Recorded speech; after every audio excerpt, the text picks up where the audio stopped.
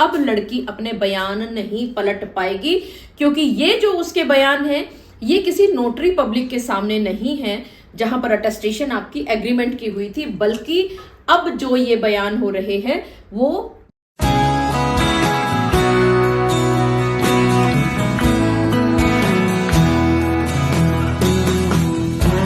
आजकल चारों तरफ लिव इन रिलेशनशिप के बारे में बातें हो रही हैं और अक्सर मेरे पास फोन आया करते हैं या वीडियो में जो नीचे कमेंट्स के द्वारा आप सवाल पूछते हो, ज्यादातर सवाल लिव इन रिलेशनशिप के बारे में हुआ करते हैं। लेकिन लिव इन रिलेशनशिप में जाने के लिए कौन कौन से डॉक्यूमेंट्स की जरूरत होती है, इसकी लीगल एज क्या होती है और कौन कौन सी सावधानियां हैं जिनको बरतना जरूरी होता है। जी हाँ, आप सभी ने बिल्कुल ठीक समझा। आज के इस वीडियो में मैं आप सभी के साथ चर्चा करने वाली हूं कि कोई भी दो पार्टनर्स लिव इन रिलेशनशिप में कैसे रहे। मैं एडवोकेट मोहिनी मोना आप सभी का पुनः स्वागत करती हूं और आप सभी देख रहे हैं आप सभी का पसंदीदा चैनल मोहिनी मोना एडवोकेट। अगर आपने मेरे इस चैनल को अभी तक सब्सक्राइब ना किया हो या आप मेरे इस चैनल के लिए नए हैं तो इसको जल्दी से जल्दी सब्सक्राइब कर दीजिएगा, ताकि आपको इसी तरह के लीगल इंफॉर्मेटिव वीडियोस की नोटिफिकेशन सबसे पहले मिल सके। अब देखिए, लिव इन रिलेशनशिप का सबसे पहले मतलब जानना जरूरी है कि आखिरकार किस रिश्ते को लिव इन कहा जाता है। जब दो लोगों की आपस में शादी होती है तो आप सभी को पता है कि भारतीय कानून के हिसाब से लड़की की उम्र कम से कम 18 साल और लड़के की उम्र कम से कम 21 साल होना चाहिए, तब ही वो शादी मानी जा सकती है। लेकिन लिव इन रिलेशनशिप में शादी किए बगैर जोड़े इकट्ठे रहा करते हैं बिना शादी किए हुए, यानी इसमें ना तो किसी की शादी करने की जरूरत होगी ना रजिस्ट्रेशन करने की जरूरत होगी। लेकिन इसके साथ साथ ये जानना भी जरूरी है कि लिव इन रिलेशनशिप के लिए आप दोनों की उम्र 18 साल से ऊपर होनी जरूरी है। अगर आप 18वें साल में चल रहे हो, बहुत सारे लोगों के इस तरह के सवाल होते हैं कि जी मैं 18वें साल में आ गया हूं या आ गई हूं, तो क्या हम लिव इन रिलेशनशिप में रह सकते हैं? तो सीधा सा जवाब होगा नहीं, बिल्कुल भी नहीं। अगर आपकी उम्र 18वें वर्ष में चल रही है तो आप किसी भी तरह से लिव इन रिलेशनशिप में नहीं रह सकते हैं। आप 18 साल से एक दिन ऊपर भी हो, 2 दिन भी ऊपर हो, तो भी आप रह सकते हैं लिव इन रिलेशनशिप में बिना शादी किए। जब दो व्यक्ति एक साथ रहना शुरू कर देते हैं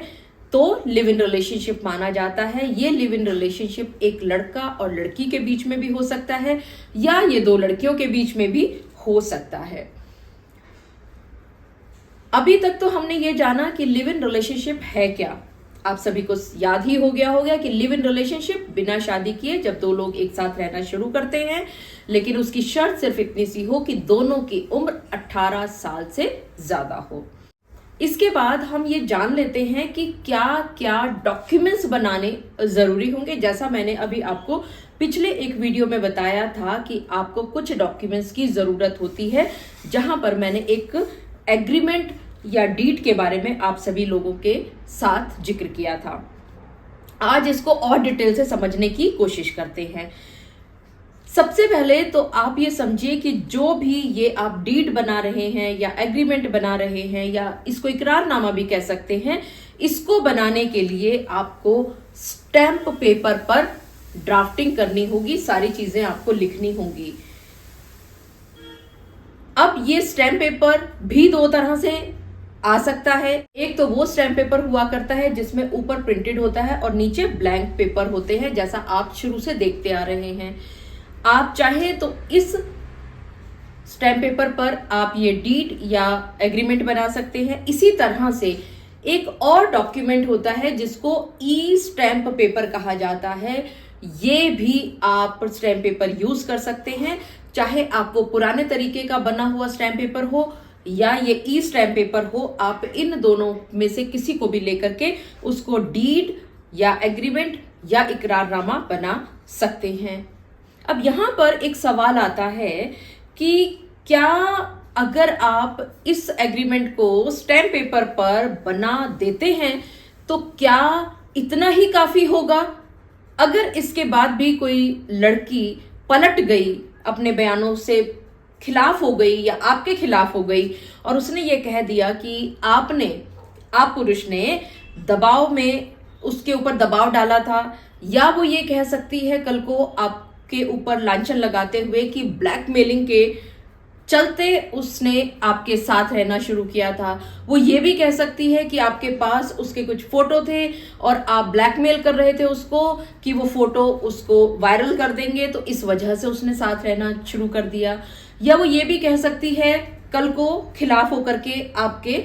कि आप जो मेल पार्टनर है आपके पास उसका एक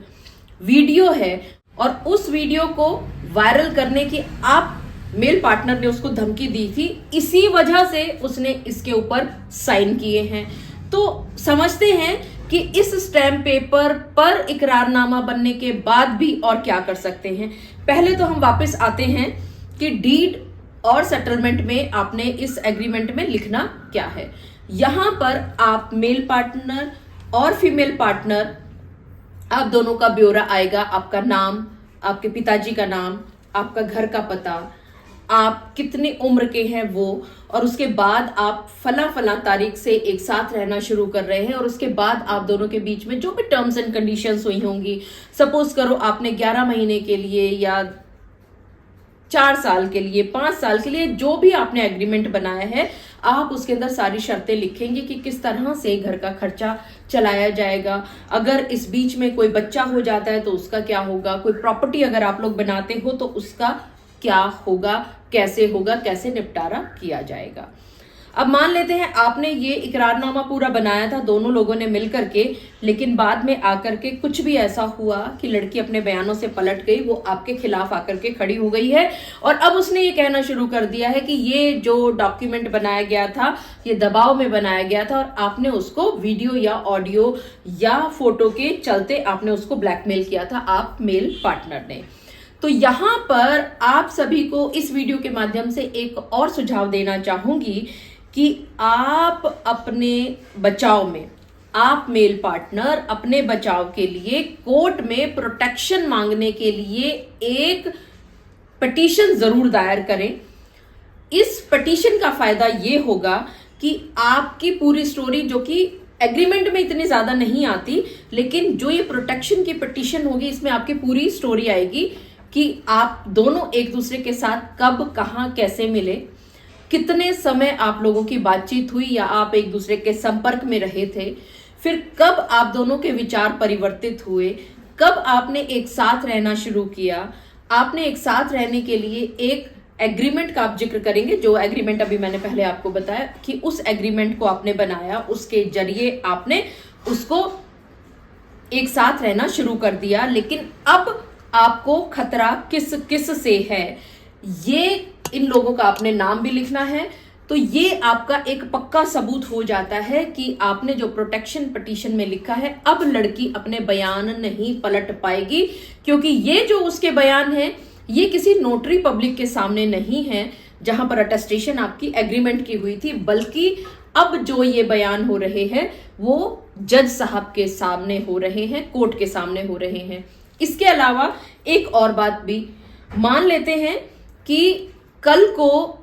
दोनों में से कोई भी एक पक्ष इस एग्रीमेंट को फाड़ देता है, तो ये एग्रीमेंट की कॉपी या इसकी नकल या सर्टिफाइड कॉपी इसकी कहीं से भी नहीं निकाली जा सकती,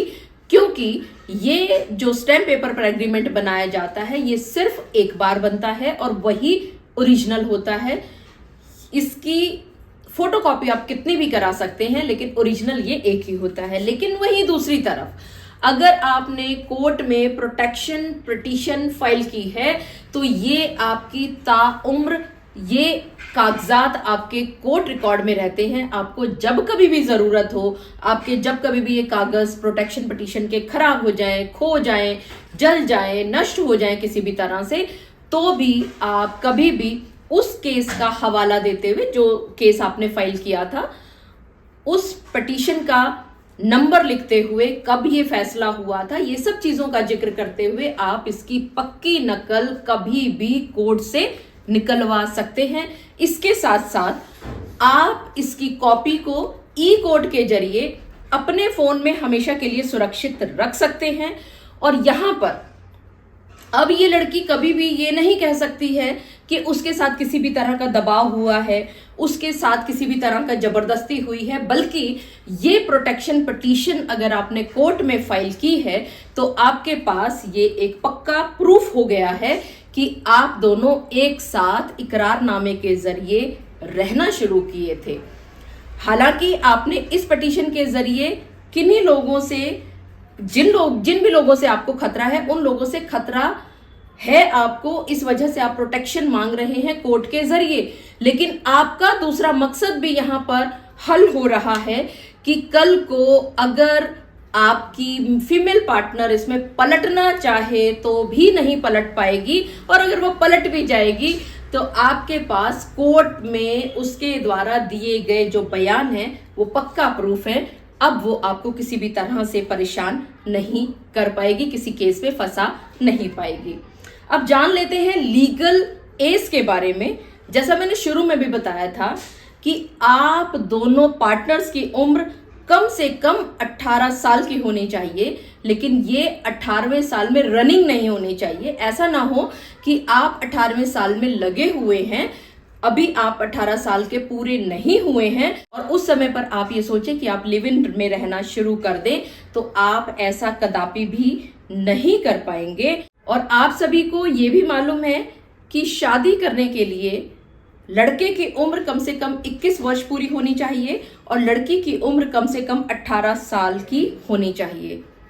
यहां पर बहुत सारे लोग जिनको शादी करने की जल्दी होती है, वो चाहें तो लिव इन में रहना शुरू कर सकते हैं, क्योंकि 18 साल के बाद आप लिव इन में रह सकते हैं। लेकिन अगर आप 21 साल के नहीं हुए हैं तो आपको रुकना पड़ेगा। तो जब तक आप 21 के नहीं हुए हैं तो उसके बाद आप शादी कर सकते हैं। यहां पर बहुत सारे लोगों को मैंने देखा है कि झूठे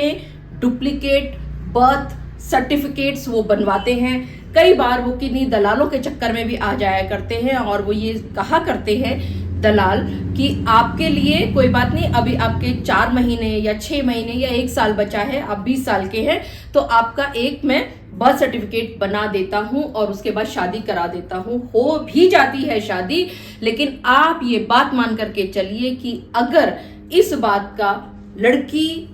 जो कि आपकी पार्टनर है उसको पता चल गया या उसको पहले से पता है, तो वो अगर कभी भी अपने बयानों से पलटेगी, आपके खिलाफ अगर किसी भी वजह से जाएगी, तो आपको 420 आईपीसी के केस में अंदर जाने से आपको कोई भी नहीं बचा पाएगा। और इसके साथ साथ जो शादी आपने इस पार्टनर के साथ की थी, इस लड़की के साथ की थी, वो शादी भी लीगली इनवैलिड होगी, यानी कि कानूनी मान्यता उसको नहीं मिलेगी। इसके साथ साथ आपको एक और बात भी ध्यान रखनी है कि अगर आप मैरिड हैं और आपका कोर्ट के अंदर केस चल रहा है, अभी तलाक नहीं हुआ है, तो आप लिव इन में रह सकते हो लेकिन शादी नहीं कर सकते हो। क्योंकि अगर आप लिव इन में रहेंगे तो ये कोई भी अपराध नहीं है, लेकिन अगर आपने पुरानी शादी के चलते चलते जहां तलाक नहीं हुआ था, आपने किसी अन्य पुरुष के साथ शादी कर ली है, अन्य किसी पार्टनर के साथ शादी कर ली है, तो आपको 494 के अपराध से कोई भी नहीं बचा पाएगा। इसके साथ साथ बहुत सारे लोगों का एक ये भी प्रश्न होता है कि अगर आप प्रोटेक्शन लेने के लिए या किसी और अन्य वजह से जब आप लिव इन में रह रहे हैं, आप पुलिस के पास पहुंचते हैं और वो अगर आपके लिव इन के कागज को फाड़ दे, तो ऐसे में क्या होगा। अगले आने वाले वीडियो में इन सभी बातों पर आपके साथ मैं चर्चा करूंगी। मुझे पूरा विश्वास है कि आप सभी को मेरे आज के इस वीडियो के माध्यम से ये बात भली भांति पता चल गई होगी कि लिव इन में रहने के बारे में सोचना बहुत आसान है, लेकिन आपको लीगल एज के बारे में बहुत अच्छी तरह से पता होना चाहिए। कौन कौन से डॉक्यूमेंटेशन की जरूरत है आपको ये भी पता होना चाहिए। जो भी ये इकरारनामा या डीड या ये एग्रीमेंट बनता है, इसके बावजूद भी अगर आप कोर्ट में प्रोटेक्शन पिटीशन भी फाइल कर देंगे, तो आप अपने आप को कल को आने वाली किसी भी अनहोनी से बचाने में सफल हो पाएंगे। मुझे पूरा विश्वास है कि आप सभी को मेरा आज का वीडियो भी बहुत अच्छा लगा होगा। अगर आपको मेरा आज का वीडियो भी अच्छा लगा हो तो इसको लाइक, शेयर और कमेंट करना ना भूलिएगा। और हाँ, अगर आप मेरे इस चैनल के लिए नए हैं तो इसको जल्दी से जल्दी सब्सक्राइब कर दीजिएगा, ताकि आपको इसी तरह के लीगल इन्फॉर्मेटिव वीडियोस की नोटिफिकेशन सबसे पहले मिल सके। अपना और अपने परिवार का बहुत अच्छी तरह से ध्यान रखिएगा। Thank you, take care, bye bye.